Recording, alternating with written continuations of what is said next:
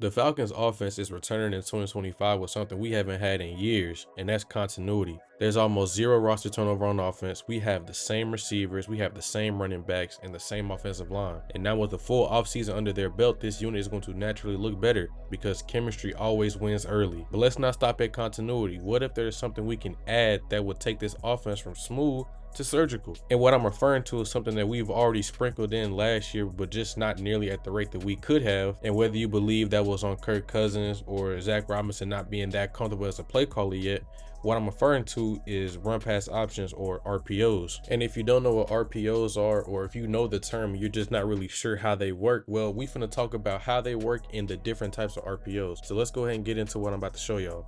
So we're back on the whiteboard, and I'm about to show y'all the two different versions of RPOs. So with this, what I'm showing y'all a pistol trips X nasty look. And when I say X nasty, I mean the X receiver on the backside of this formation is cutting his split down to about 5 to 6 yards away from the end man on the line of scrimmage. Defensively, I've drawn up a standard 4-2-5 box where you have the 4 down linemen, the 2 linebackers, and the 5 DBs. RPOs are most effective out of 2 high looks from the defense. The first type of RPO I'm going to show you is a pre-snap RPO, and that means pre-snap, the quarterback is supposed to read the defender that he's supposed to key or the alignment that the defense is in pre-snap. So offensively, I've drawn up a simple split zone concept with a speed out on the backside. The wide tight end, he's going to sift block the backside in, and we have our X receiver running a speed out or an Omaha route. The pre-snap element of this play drawn up is the cornerback over the X receiver. Now, in my preference, when I'm installing this play, I would say if he's 7+ off, you would throw this Omaha route and you would not worry about the run. But if this corner is pressed up on the X receiver, we know that this speed out is dead because he's in good leverage to stop it, so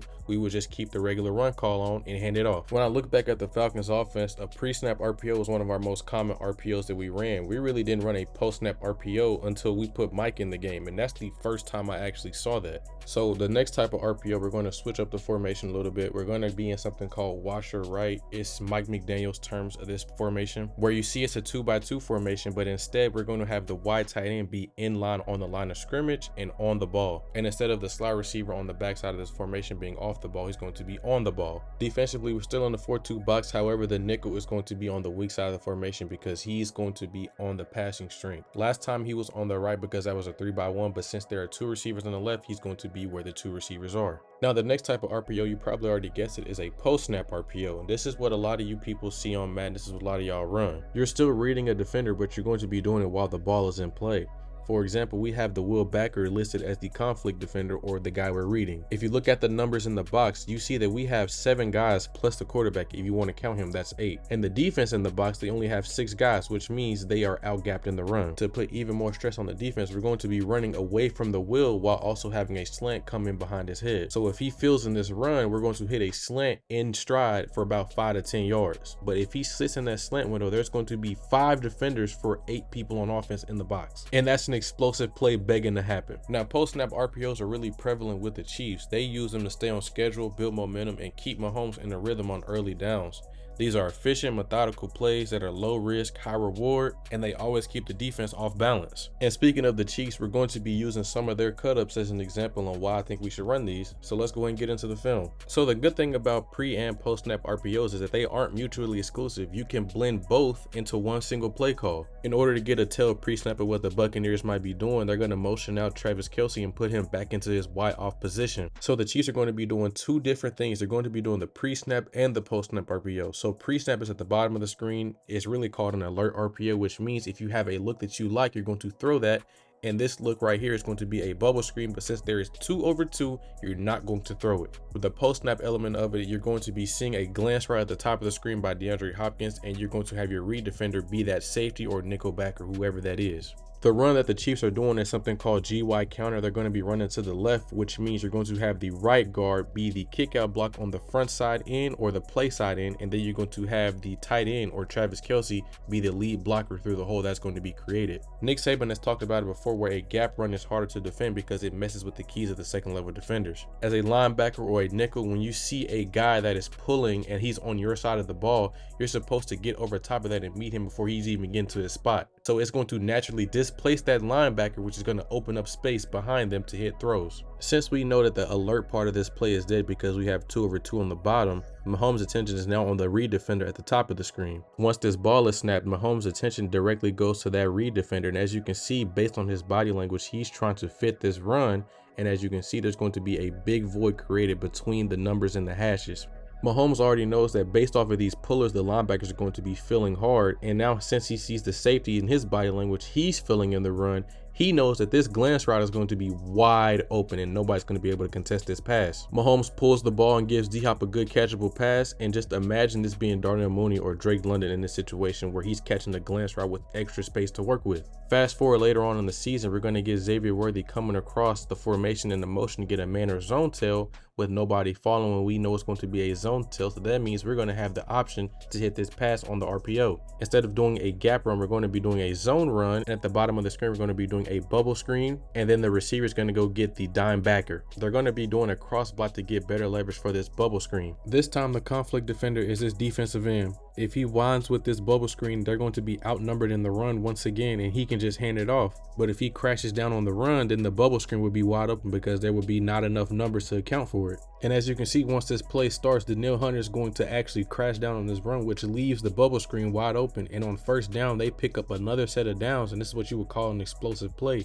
It's just a simple, low risk, high reward type of play to run. And when you get down to the low red zone, when you have a quarterback who can use his legs as a threat to the defense, it becomes way more harder to game plan against. In 2023, we saw teams sell out to stop Bijan and Tyler, and Desmond Ridder was getting free walk-in touchdowns on the goal line. And we saw in week 18, Michael Penix Jr., he can use his legs. So looking at what the Eagles are doing, they're doing a pre-snap RPO, but they also tag a read element to it where, as you can see at the top of the screen, the tight end, he's going to arc block and go get the corner. If you watch my Michael Penix Jr. breakdown video, you will understand why this is important. When you have a nub tight end on the backside of a trips formation, it becomes imperative for that corner to be a part of the run fit now. Or you leave him completely unblocked and you force him to make a tackle in the run game. And in this play design, Kellen Moore opts to go block this corner and then read the backside defensive end. But looking back at the trip side of this formation, with this being an alert tag, we know that we're not throwing this if we have 3 over 3, and we vaguely do have 3 over 3 on this situation. So taking you inside of Jalen Hurts' mindset, okay, I have 3 over 3, I'm not going to throw this bubble screen,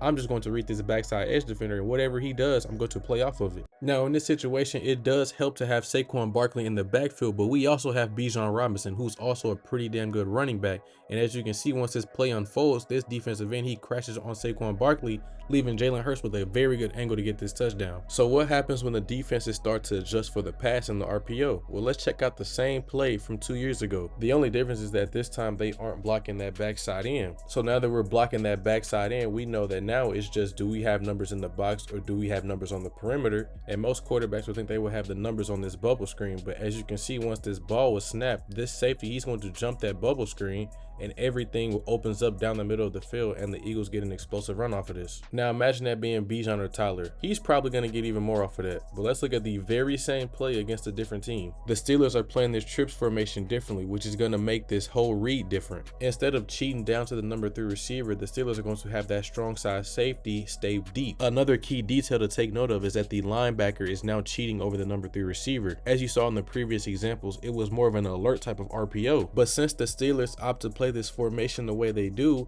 Jalen Hurts can actually read this Mike backer. And it's tiny details such as alignment that dictate whether you're going to read this pre-snap or post-snap. At this mesh point, you can see Jalen Hurts' eyeing this Mike backer and trying to see what he's doing. And as you can see by his body language, he's jumping this bubble screen. And this was a good decision because this run hits right where that linebacker vacated and they got a first down. The key here is that these are cheap and reliable yards, especially in an offense this rich in skill talent. You got Bijan, Pitts, London, Mooney. Plays that simplify the game and force defenses to cover the entire field horizontally are invaluable. And even more importantly, they simplify the picture for our quarterback. Every RPO read reduces the mental burden of a full field progression and it lets him play fast and decisive. Even Zac Robinson said he wants to get these guys playing faster. You're not asking him to process a 5-step drop on every snap. You're letting the defense dictate the answer, and he just has to execute that play. That's how you build confidence in a young quarterback without shrinking the playbook. So you may ask, why should we run these plays? Because our offense is built for it. We've got the personnel to adapt to any style, honestly. We've got a solid offensive line, probably top 5. We've got a young quarterback you don't want to overload. Giving MPJ those easy in rhythm looks early in games is how you let him find his flow without asking him to carry everything. Hell, Patrick Mahomes just went to a Super Bowl off of spamming RPOs, and their wide receiver room couldn't sniff ours in terms of talent. So if you're asking why should we run these RPOs more in 2025,